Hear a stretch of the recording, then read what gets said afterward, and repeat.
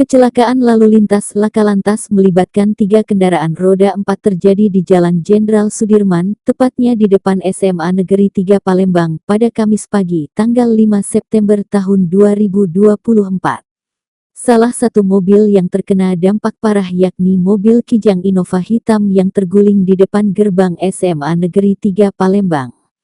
Kendaraan tersebut mengalami kerusakan berat di bagian depan.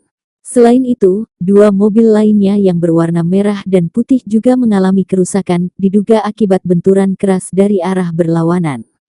Kecelakaan tersebut menyebabkan arus lalu lintas di kawasan tersebut mengalami kemacetan panjang. 4 kendaraan yang terlibat dalam kecelakaan tersebut adalah Toyota Innova BG 1611 XO, yang menabrak 3 mobil Toyota Avanza BG 1609 AJ sebelum keluar jalur dan menghantam Daihatsu Sirion BG 1385 IV dan Honda Mobilio BG 1348 IN di jalur berlawanan.